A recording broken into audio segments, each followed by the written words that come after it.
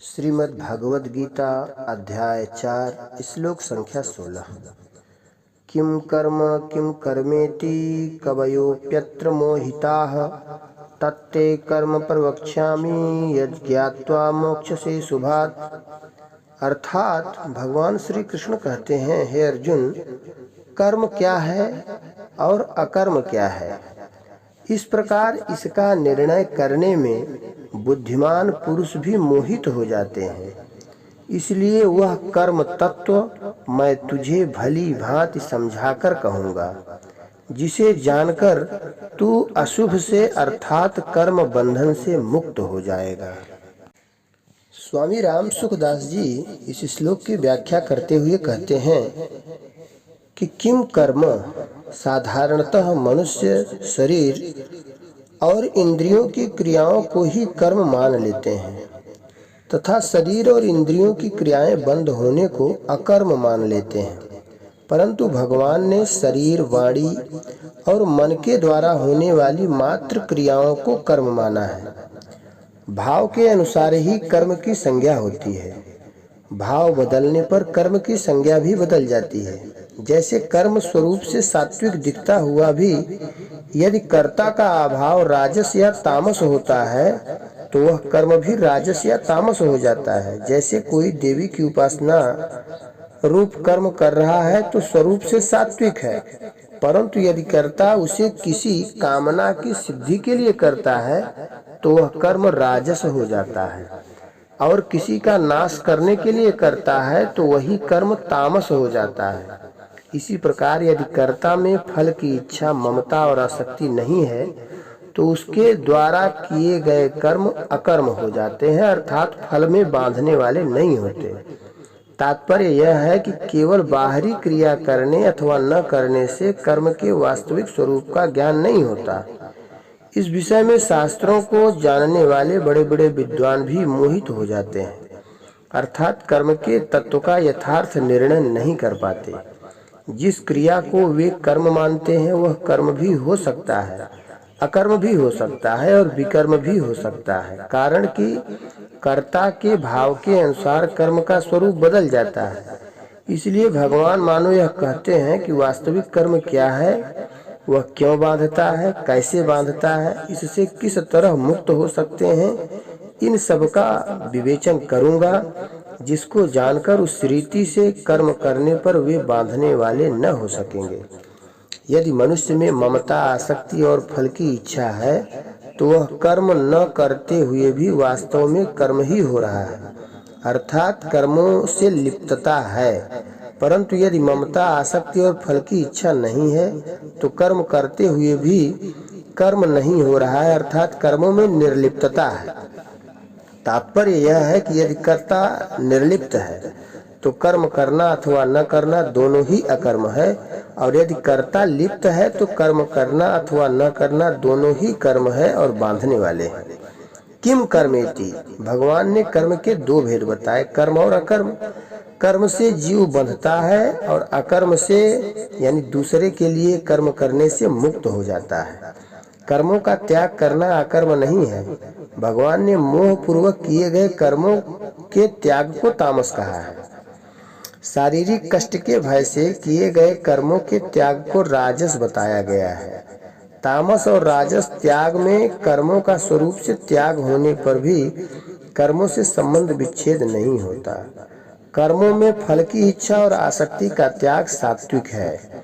सात्विक त्याग में स्वरूप से कर्म करना भी वास्तव में अकर्म है, क्योंकि सात्विक त्याग में कर्मों से संबंध विच्छेद हो जाता है, अतः कर्म करते हुए भी उससे निर्लिप्त रहना वास्तव में अकर्म है। शास्त्रों के तत्व को जानने वाले विद्वान भी अकर्म क्या है इस विषय में मोहित हो जाते हैं, अतः कर्म करने अथवा न करने दोनों ही अवस्थाओं में जिससे जीव बंधे नहीं, उस तत्व को समझाने में ही कर्म क्या है और अकर्म क्या है यह बात समझ में आएगी। अर्जुन युद्ध रूप कर्म न करने को कल्याणकारक समझते हैं, इसलिए भगवान मानो यह कहते हैं कि युद्ध रूप कर्म का त्याग करने मात्र से तेरी अकर्म व्यवस्था नहीं हो जाएगी। तीसरे अध्याय का चौथा श्लोक, प्रत्युत युद्ध करते हुए भी तू अकर्म अवस्था को प्राप्त कर सकता है। अतः अकर्म क्या है, इस तत्व को तू समझ। निर्लिप्त रहते हुए कर्म करना अर्थात कर्म करते हुए निर्लिप्त रहना ही, यही वास्तव में अकर्म व्यवस्था है। कवयोप्यत्र मोहिता, साधारण मनुष्यों में इतनी सामर्थ्य नहीं है कि वे कर्म और अकर्म का तात्विक निर्णय कर सके। शास्त्रों के ज्ञाता बड़े बड़े विद्वान भी इस विषय में भूल जाते हैं कि कर्म और अकर्म का तत्व जानने में उनकी बुद्धि भी चकरा जाती है। तात्पर्य यह हुआ कि उनका तत्व या तो कर्मयोग से सिद्ध हुए अनुभवी तत्वज्ञ महापुरुष जानते हैं अथवा भगवान जानते हैं। तत्ते कर्म प्रवक्ष्यामि, जीव कर्मों से बंधा है तो कर्मों से ही मुक्त होगा। यहाँ भगवान प्रतिज्ञा करते हैं कि मैं वह कर्म तत्व भली भांत कहूँगा जिससे कर्म करते हुए भी वे बंधन कारक न हो। तात्पर्य यह है कि कर्म करने की वह विद्या बताऊंगा जिससे तू कर्म करते हुए भी जन्म मरण रूप बंधन से मुक्त हो जाएगा। कर्म करने के दो मार्ग हैं, प्रवृत्ति मार्ग और निवृत्ति मार्ग। प्रवृत्ति मार्ग को कर्म करना कहते हैं और निवृत्ति मार्ग को कर्म न करना कहते हैं। ये दोनों ही मार्ग बांधने वाले नहीं हैं।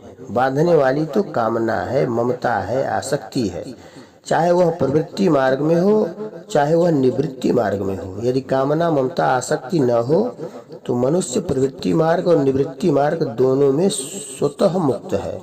इस बात को समझना ही कर्म तत्व को समझना है। दूसरे अध्याय के 50वें श्लोक में भगवान ने योग कर्मसु कौशलम, कर्मों में योग ही कुशलता है, ऐसा कहकर कर्म तत्व बताया है। तात्पर्य यह है कि कर्म बंधन से छूटने का वास्तविक उपाय योग अर्थात समता ही है, परंतु अर्जुन इस तत्व को पकड़ नहीं सके, इसलिए भगवान इस तत्व को पुनः समझाने की प्रतिज्ञा कर रहे हैं। विशेष बात, कर्मयोग कर्म नहीं है, प्रत्युत सेवा है। सेवा में त्याग की मुख्यता होती है। सेवा और त्याग ये दोनों ही कर्म नहीं है, इन दोनों में विवेक की ही प्रधानता होती है। हमारे पास शरीर, इंद्रियां, मन, बुद्धि आदि जितनी भी वस्तुएं हैं वे सब मिली हुई हैं और बिछुड़ने वाली हैं।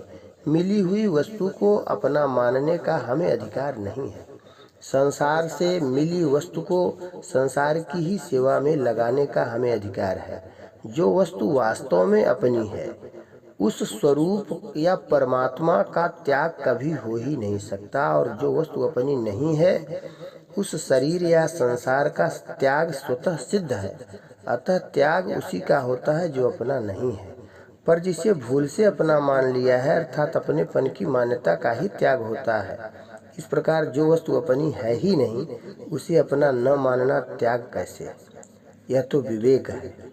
कर्म सामग्री शरीर, इंद्रियां, मन, बुद्धि आदि अपनी और अपने लिए नहीं है, प्रत्युत दूसरे की और दूसरों के लिए ही है।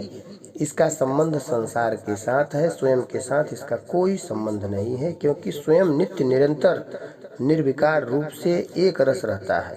पर कर्म सामग्री पहले अपने पास नहीं थी, बाद में भी अपने पास नहीं रहेगी और अब भी निरंतर बिछुड़ रही है। इसलिए इसके द्वारा जो भी कर्म किया जाए वह दूसरे के लिए ही होता है, अपने लिए नहीं।